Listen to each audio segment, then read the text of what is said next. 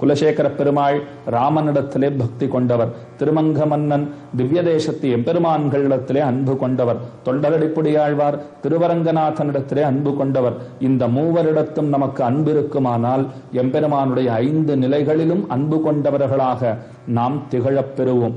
ஆக ஒரு பாகவதனுடைய வாழ்ச்சிக்காக பாடுபட்டவர் திருமங்க மன்னன். தொண்டரடிப்புடி ஆழ்வாருக்காக தாமும் தம்முடைய திருமகள் கட்டுகிற கைங்கரியத்திலே கொஞ்சம் வளைவு நெளிவு சுழிவு ஏற்பட்டாலும் அதற்காக வருத்தப்படவில்லையே. அவருடைய பெருமை, தொண்டரடிப்புடிகள் பெருமையை நன்கு அறிந்திருந்தார் அல்லவா.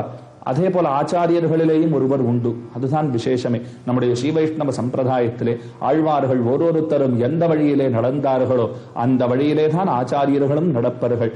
ஆழ்வார்களுக்குள்ளே நடையிலே ஒருத்தர் நடைக்கு இன்னொருத்தர் நடை வேறுபட்டு இராது. அதே போலத்தான் ஆச்சாரியர்களும் அந்த வழியையே பின்தொடர்ந்து நடப்பர்கள். ராமானுஜர் திருக்கச்சி நம்பிகளிடத்திலே அவரையே ஆச்சாரியராக கொள்ள வேண்டும் என்கிற ஆசையோட வேண்ட அவர் மறுத்தார். இது தர்மம் அல்ல, நீர் உயர்குல தோன்றல், நம்மிடத்திலே வந்து ஆசிரயிப்பது என்பது தகாது. இருந்தாலும் உமக்கு என்ன நன்மையோ அதை நாம் செய்வோம் என்று தாமும் கங்கணம் கட்டிக்கொண்டு திருக்கச்சி நம்பிகள் ராமானுஜருக்காக தேவப்பெருமாளிடத்திலே பேசி 6 வார்த்தைகளை பெற்றுத்தந்தார் என்னெல்லாம் பார்க்கிறோமே.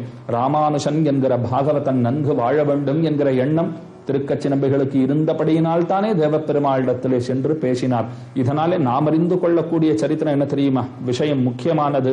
அடுத்தவர் வாழ்வதற்காக நாம் வாழ வேண்டும். நம்முடைய வாழ்க்கை மற்றவர்களுக்கு பிரயோஜனமாக இருப்பதற்கு நாம் முயல வேண்டும். அது ரொம்ப ரொம்ப முக்கியம். அதைத்தான் இந்த சரித்திரங்கள் எல்லாம் நமக்கு நன்கு காட்டுகின்றன.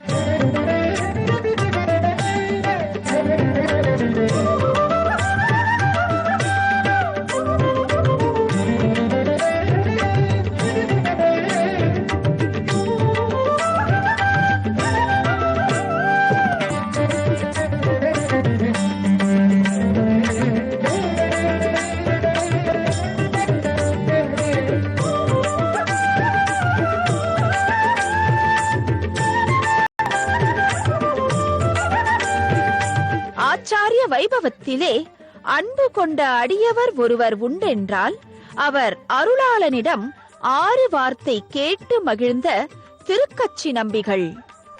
ராமானுஜரின் வேண்டுகோளை ஏற்று தாம் குருவாக இருக்க முடியாவிட்டாலும் அவர்பால் அன்பு பூண்டவர் திருக்கச்சி நம்பிகள். அடியவர்கள் பெருமையை பறைசாற்றிய மாசி புனர்பூசத்திலே அவதரித்த குலசேகர ஆழ்வாரையும் மாசி மிருக சீரிஷத்தில் அவதரித்த சிறந்த வைணவ அடியவரான திருக்கச்சி நம்பிகளையும் தரிசித்து வணங்கி கார்த்திகையில் கார்த்திகை நாளில் கலியனுக்கு திருநகரியிலே நடக்கும் வைபவங்களை கண்டு மகிழ்வோம்.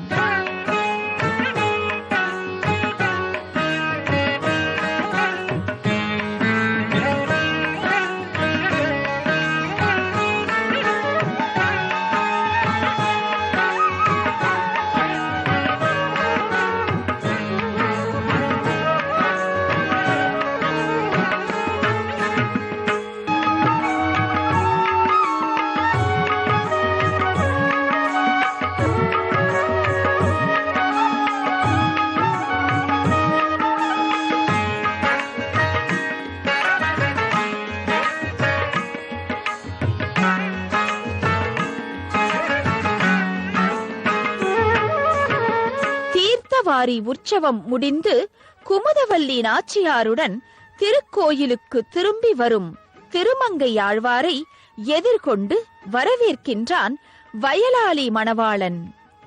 ஆதியாயிருக்கும் அணியாளி அம்மானை ஆலிநாடனும் வலம் வந்து வணங்கி தொழுது நிற்கிறார்.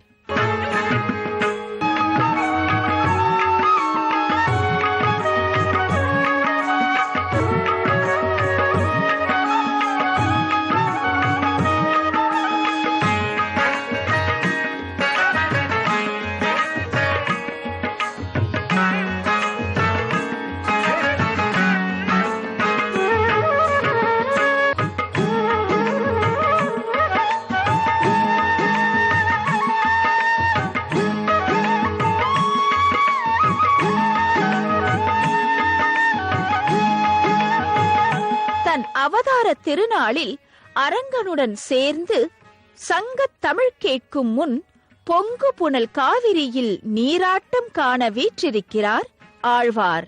வேதராஜபுரம்.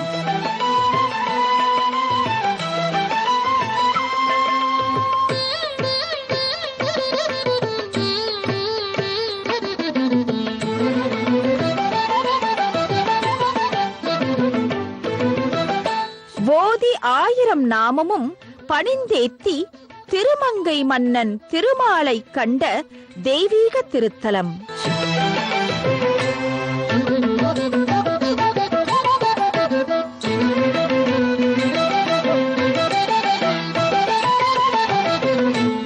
இவ்விடத்திலே அமைதியுடன் பாயும் காவிரி நீரை அடியவர்கள் எடுத்துக்கொண்டு திருநகரி திருக்கோவிலுக்கு விரைந்து வருகிறார்கள்.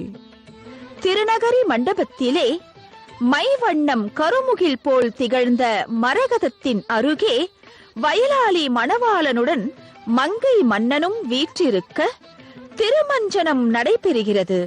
அன்று ஆட்சியர்கள் மனையிலே தயிருண்டு நெய்ப்பருக நந்தன் பெற்ற ஆனாயனுடன் ஆளிநாடனுக்கு திருமஞ்சனம்.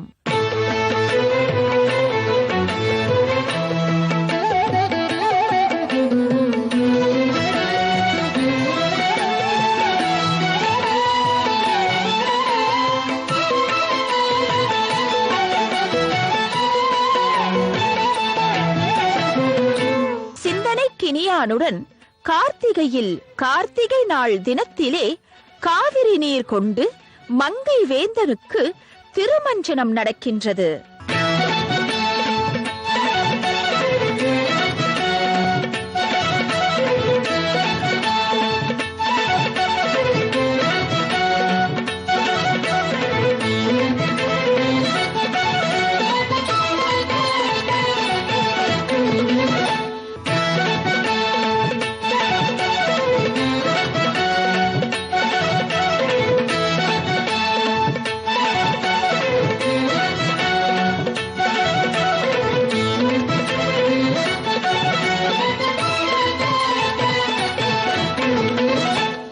கார்த்திகையிலே திருமங்க மன்னன் திருவவதாரம், மாசியிலே குலசேகர பெருமாள் திருவவதாரம், அதே மாசியிலே தான் திருக்கச்சி நம்பிகளும் திருவவதாரம் பண்ணினார்.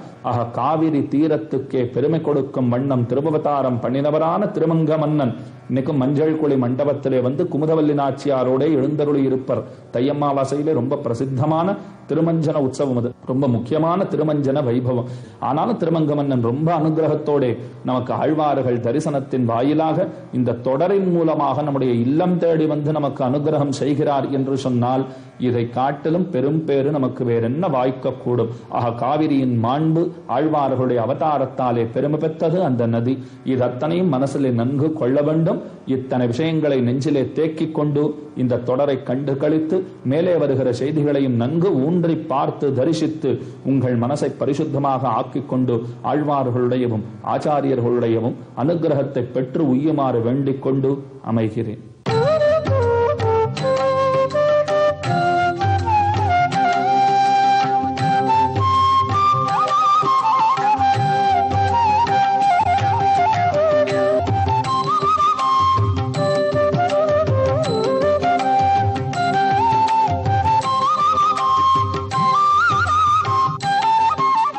அவ்வாறு குமுதவல்லி நாச்சியாருடன் திருமஞ்சனம் கண்ட திருமங்கை மன்னன் திருமண் காப்பு தரித்து மஞ்சத்தில் எழுந்தருளியுள்ளார். பன்னிரு திருமண் காப்புடன் பரகாலனின் எழில் திருக்கோலம் பார்க்க பார்க்க பரவசம். தென்னரங்க காவிரியில் நீராடி வைணவ லட்சணத்துடன் காட்சி தரும் பேரழகை என்னென்று உரைப்பது?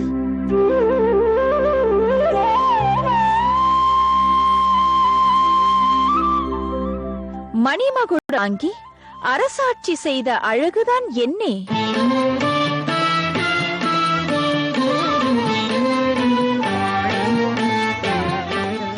கடுஞ்சினம் கொண்ட கள்வனாய் மாறிய கலியனின் அழகுதான் என்ன?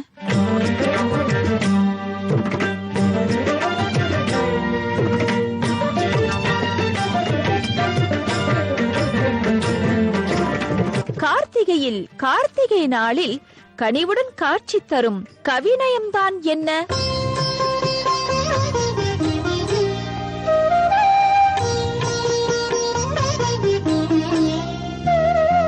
இந்த ஆளிநாட்டு அரசனை அன்பால் அடியவராக்கி அடியவர்க்கு தொண்டு செய்து அமுதனின் திருவருளை பெற துணையாயிருந்தவரே குமுதவல்லி நாச்சியார்.